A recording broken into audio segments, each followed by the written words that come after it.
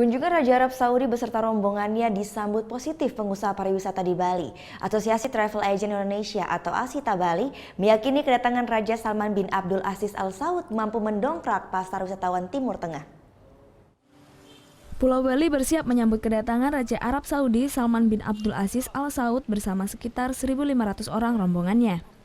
Kunjungan Raja Salman diyakini memberi dampak positif bagi dunia pariwisata Bali yang selama ini lebih banyak didominasi pasar wisatawan Australia dan Tiongkok. Dalam beberapa tahun terakhir, sejumlah pengelola agen wisata mulai menyasar wisatawan asal Timur Tengah. Tren kunjungan wisatawan Timur Tengah, khususnya Arab Saudi ke Pulau Bali, menunjukkan peningkatan dalam 2 tahun terakhir. Pada Januari tahun 2015 lalu, kunjungan wisatawan asal Arab Saudi hanya 521 orang dalam 1 bulan. Di bulan Januari tahun ini, jumlah wisatawan Arab Saudi melonjak 2 kali lipat hingga 1.244 orang. Ketua ASITA Bali Ketut Ardana optimis keran wisatawan Timur Tengah akan semakin mengalir seiring kedatangan Raja Salman. Ini akan memberikan dampak yang sangat bagus sekali buat pariwisata Bali.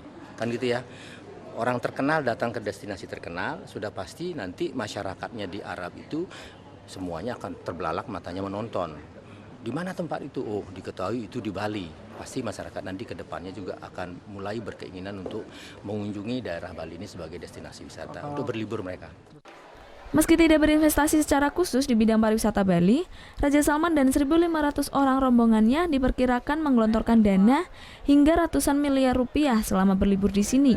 Dari fasilitas hotel, transportasi, dan biaya akomodasi lainnya, Ketut Ardana memperkirakan satu orang mengeluarkan uang 2.000 US dollar atau 26 juta rupiah lebih dalam 1 hari. Muhammad Hasanuddin melaporkan untuk NET. Thank you. Udah selesai nonton beritanya? Jangan pergi dulu dong. Subscribe dulu dan nonton tayangan lainnya di sini. Subscribe, nonton lagi. Subscribe, nonton lagi.